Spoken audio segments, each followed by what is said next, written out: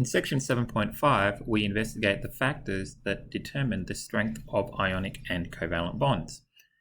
First of all, we're going to begin by looking at the strength of covalent bonds. So, the bond order of a covalent bond is determined by the number of electron pairs being shared, and in particular, we say that our bond has bond order 1 if it is a single bond when 2 electrons are being shared.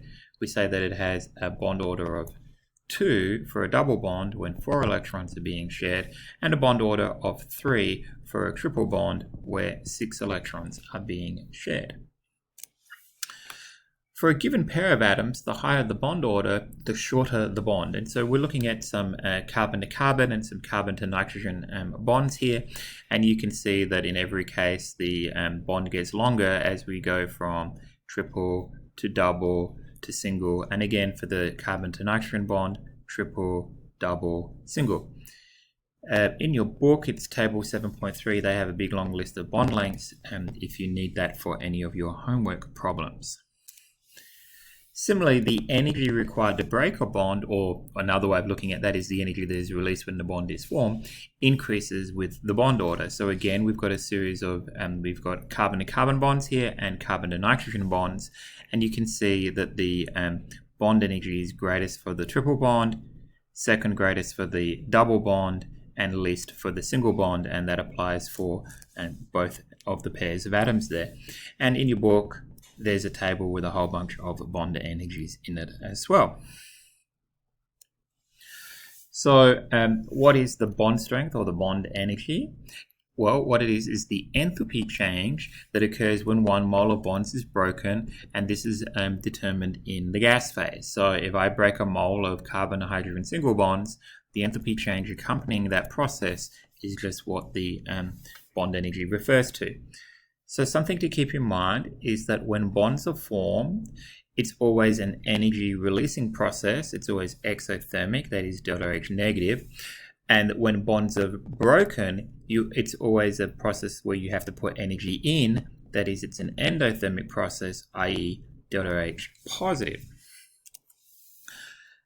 So how do we use this information that's contained in these tables of bond energies? Well, if we consider a reaction such as the combustion of methane, where we have 1 mole of methane reacts with 2 moles of oxygen to form 1 mole of CO2 and 2 moles of water, a question might be, what is the enthalpy of that reaction?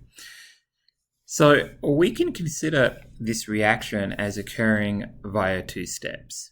In the first step, what we're going to do is we're going to break all of the covalent bonds that are present in our reactants. So for us, the reactants are methane and oxygen. We have 1 mole of methane, so there are 4 carbon to hydrogen single bonds. And we have 2 moles of oxygen, and we've got a correct Lewis diagram here for oxygen. So we have in our 2 moles of O2, 2 moles of oxygen to oxygen double bonds. So I can calculate the energy for breaking all of those bonds to give me the individual atoms that are present in my reactants. What I'm then going to do in my second step is I'm going to reconnect those atoms, but this time in the form of the products. So I'm going to join 1 carbon atom to 2 oxygen atoms via double bonds to form my CO2, and then I'm going to make 2 water molecules by taking the 2 oxygen atoms, and each of them are going to be bound by single bonds to 2 hydrogen atoms.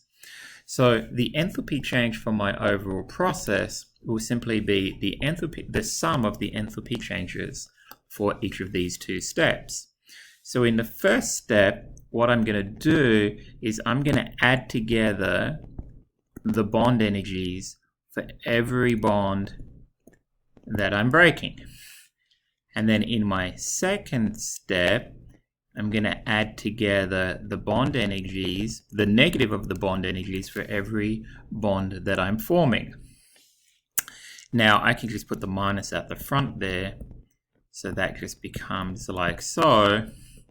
So my overall reaction is just step 1 plus step 2, so I'm just going to take that, and then I'm going to add it to that, and I'm going to get my enthalpy change for the overall process. So how can I use bond energies? Well, one way of using them is this. I can get the enthalpy of any reaction by summing together the bonds that will be broken from in the reactants and then subtracting from that the energy of the bonds that will be formed in the products. So this is kind of cool. Now it's going to be for the gas phase, and not every reaction is in the gas phase, but this could be a good approximation for the enthalpy of many reactions. So now we can use tables of bond energies to determine the enthalpy of a reaction for, a whole bunch of reactions. All we have to remember is that the enthalpy change of the reaction is just the sum of all of the bond energies for the bonds that are being broken in the reactants. And then we subtract from that the sum of all of the bond energies for the bonds that are forming in the products. So it's just reactants minus products. Something that's really important is I have to keep track of the number and type of each bond being broken. So here I'm just adding together the bonds that are being broken amongst my reactants. So I've got 1, 2, 3, 4 carbon to hydrogen single bonds. I look the value up for that in the table. It's 413 kilojoules per mole, and I've got 4 of them. And then I have to add to that, I'm breaking 2 oxygen to oxygen double bonds. So I've got 2 bonds being broken, and they each have an energy according to the table of 495 kilojoules per mole. So I add all of those together and I'm halfway through my problem, 2642 kilojoules. Now I have to do the same for my products. So my products in this case are the CO2 and the 2 water molecules. So I've got 2 moles of carbon to oxygen bonds, that's what's there.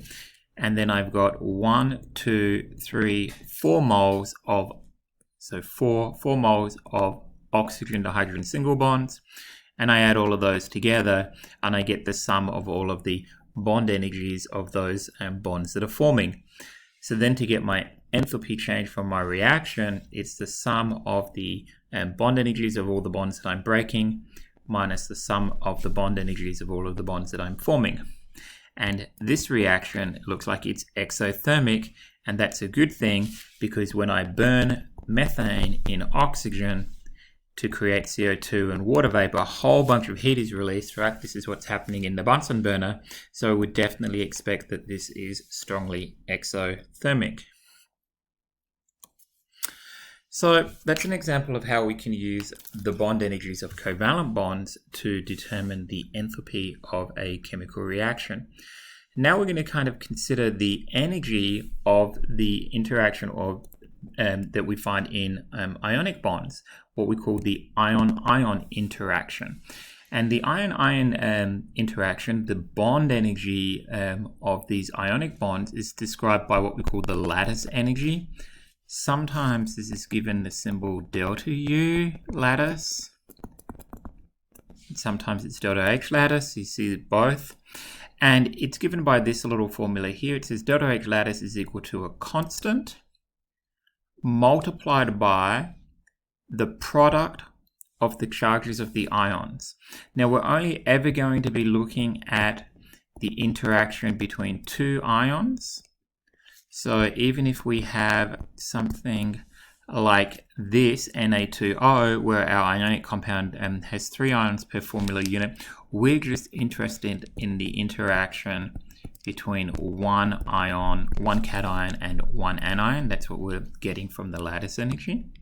So we do want to keep that sort of, that's what those charges refer to. We don't have to do any multipliers there to account for the number of ions that are present.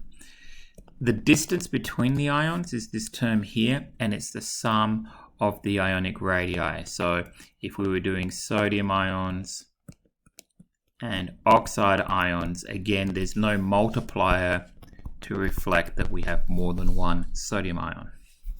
So you just kind of keep that in mind. All right, so what it's really saying is that big charges,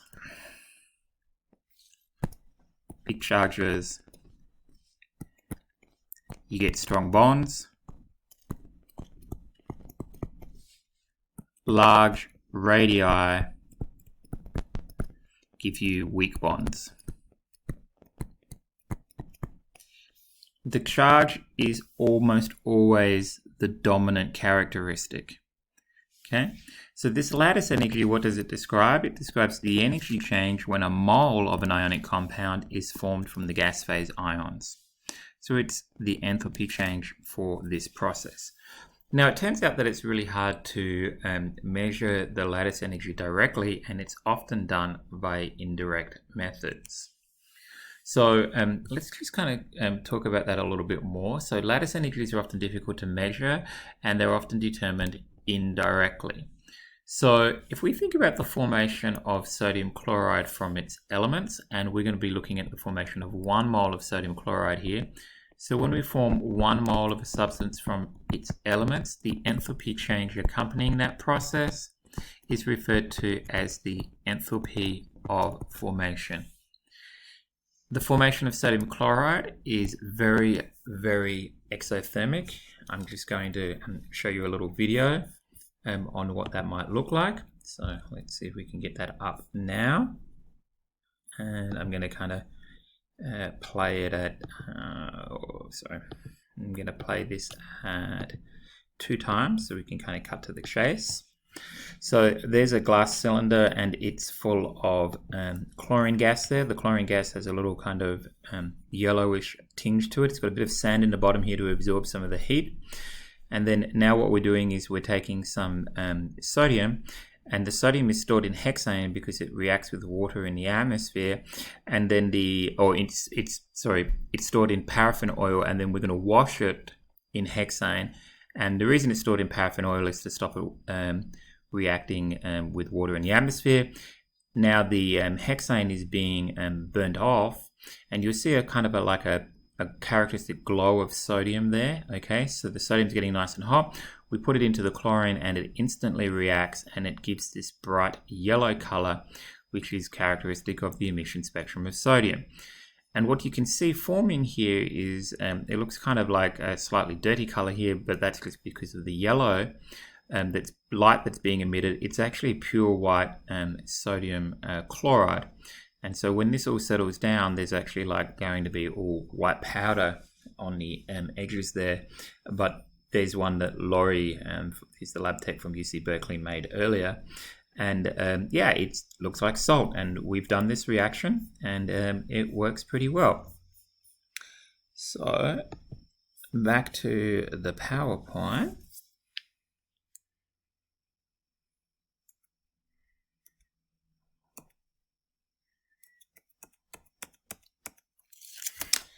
So we saw there that lots of heat was released, that this was an exothermic reaction. And you can see it would be very difficult to measure this lattice energy directly because, you know, they're just the circumstances of what's happening in that reaction. It would be very awkward to measure the energy that's being transferred. So typically people will use something that we call a Bourne-Haber cycle to describe the formation of an ionic compound like sodium chloride. And in a Bourne-Haber cycle, what we do is we have a bunch of bond breaking processes, and then we have a few bond making processes that, when all added together, they give a description of the elements combining to form an ionic compound. So when I go around steps 1, 2, 3, 4, 5, I end up taking the elements sodium and chlorine and forming 1 mole of sodium chloride. And what you'll see here is that this last step here is the lattice energy.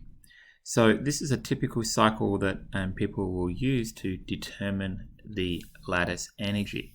And what we're going to be relying upon is the fact that the enthalpy change for doing this in one step will be exactly the same as the enthalpy change for doing it via the 5 steps. So, in the Bourne-Haber cycle, the formation of sodium chloride is described as occurring through 5 steps.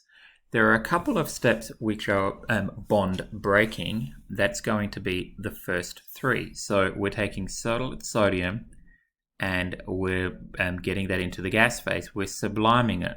So that's a bond breaking process, right? We're separating the sodium atoms from each other.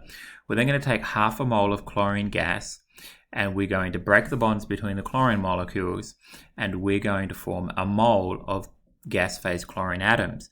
Again, that's a bond breaking process because we're breaking apart the single bond in the chlorine molecule.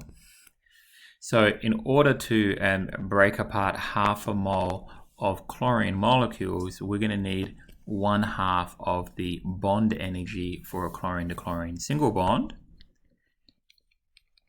What we're going to do then is we are going to take our gas phase sodium atom and we're going to strip a single electron from it and form a gas phase sodium ion. So these first 3 steps here are bond breaking, and as a result we would have to put energy in to make any one of those 3 occur. The next 2 steps are actually bond forming steps. First of all, what we're going to do is we're going to take those chlorine atoms that we formed earlier on and we're going to bind an extra electron to it, and that's going to give us a chloride anion. And so this process is describing what we call the electron affinity. The electron affinity 1, in fact, gives the energy released when we add 1 electron to an atom. And then the next thing that's going to happen is another bond forming process where the gas phase sodium ions that we made earlier on are going to combine with the gas phase chloride ions that we made right here. So when we do that, we form our solid sodium chloride, and it's this 5th step here that we call the energy change for that 5th step is the lattice energy. So these 2 steps at the bottom here are bond forming. So if we just kind of look at our diagram, you'll see what I was talking about earlier about how people set up these Bourne-Haber cycles. On the left, I have 1, 2, 3 processes occurring, and you can see that they are all energy in. They're all the bond breaking processes. And then on the right, I've got listed out, and you can see these are all processes that release energy. These are all the bond forming processes. So bond formation over here and breaking over here. But the important thing is when you add together those 5 steps, you take the elements and you combine them to form 1 mole of the ionic compound. So what do we know is that the heat of formation of sodium chloride will be equal to the sum of those 5 energies. So there it all is written out, and I can look in tables and I can find the heat of formation of sodium chloride. It's minus 411.2 kilojoules per mole. So as I said, often it's difficult to get the lattice energy. So what we're going to do is we're going to reorganize this so that we can solve for the lattice energy. So I'm just going to subtract from the heat of formation the heat of sublimation, 1/2 of the chlorine to chlorine bond energy, the ionization energy 1 of the sodium atom, and the electron affinity 1 of the chlorine atom. And then I put all of that together, and now I have an expression for the lattice energy. Now, this is not a generic expression for the lattice energy. It only works for sodium chloride. You will have a different expression if you have a different ratio of anions. So if you have something like that, you're going to have a different expression. If you have something like this, where you've got a 1-to-2 ratio of cations and anions, you'll have a different expression again. So I can find the values that I need that are going to allow me to go ahead and calculate the lattice energy. And when I do that, I should always get a very big negative number for the lattice energy, because this is a bond forming process, so it should be negative, and it tends to be a large release of energy, as you saw in the demonstration forming sodium chloride. A lot of energy gets released. So this looks about right. Okay, so here's a more elaborate example where you'll see that you can't just use a generic formula to solve for these things. You need to think about the processes that are occurring. So it says calculate the lattice energy for calcium fluoride and sodium fluoride using the following information. Which do you predict would have the greatest solubility in water? So it looks like here's a bunch of information for sodium fluoride, and here's a bunch of information for calcium fluoride. So what we're going to do is we're going to work through and do a lattice energy calculation for each of these two compounds, and then think about how that is going to affect their solubility in water. So here I am going through the sodium fluoride example. So to make sodium fluoride, I'll take a mole of sodium, which is a solid at room temperature, and react it with half a mole of fluorine, which is a gas at room temperature, to give 1 mole of sodium fluoride. So I begin with the elements sodium and 1 mole of sodium and half a mole of fluorine. The first thing I'm going to do is put some energy in and turn my solid state sodium into gas phase sodium. I'm not doing anything to the fluorine at this point. The energy that I need to do that is called the enthalpy of sublimation of sodium. And then what I'm going to do is I'm going to take my half a mole of fluorine molecules.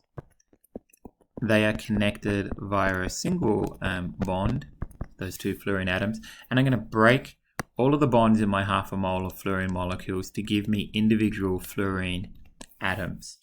And the energy that I have to put in to do that will be 1/2 of the fluorine to fluorine single bond energy.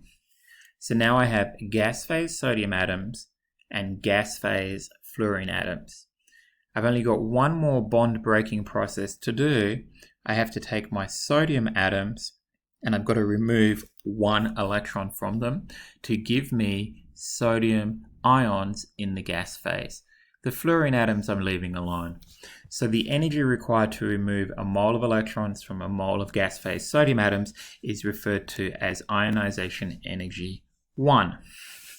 So that's all of my bond breaking processes listed out there on the left. What I've got to do now is list out all of my bond forming processes on the right. And these are going to be things that release energy. So the first thing I'm going to do is I'm going to add an electron to my fluorine atom. So I'm just going to add 1 electron to each fluorine atom. So the energy required to do that is called the Electron Affinity 1. Now I have a mole of gas phase sodium ions and a mole of gas phase fluoride ions, and they're going to come together, releasing a bunch of energy, which is called the lattice energy, and form my solid sodium fluoride. So as I go around these 1, 2, 3, 4, 5 steps to form my sodium fluoride, here they all are here, the energy change will just be exactly the same as if I went in 1 step down here. So what that means is that when I add together these 5 energies, that will be equal to the enthalpy of formation of sodium fluoride. So now, okay, I figured out what I got to add together, and normally there's a half or something along the way that I have to factor in. I now reorganize this and solve for the lattice energy. So there it is. I've reorganized it to solve for the lattice energy, and I do the math.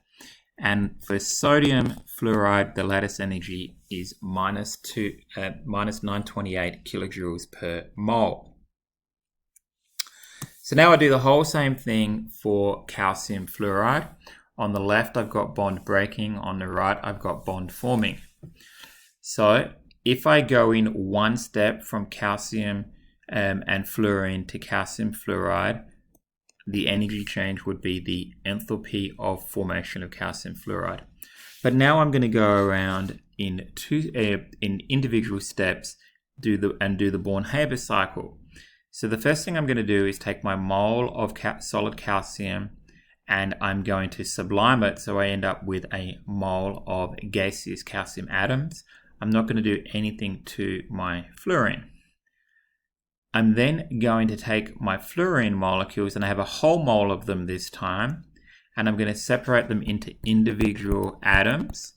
So the energy required to do that will be the bond energy for a fluorine to fluorine single bond. So you see here that I've got a whole mole of fluorine in this case, not just half a mole of fluorine like I had previously. So once I've got my individual calcium and fluorine atoms, what I'm going to do is I'm going to remove 2 electrons from my calcium, because calcium is in group 2A and forms a 2+ ion. And so the energy that I have to put in to do that is the sum of 2 terms. It's going to be the ionization energy 1 plus the ionization energy 2, because I need to remove 2 electrons. So again, it's a little bit of a different scenario from what we had for the sodium fluoride. So we've got 2 of these guys.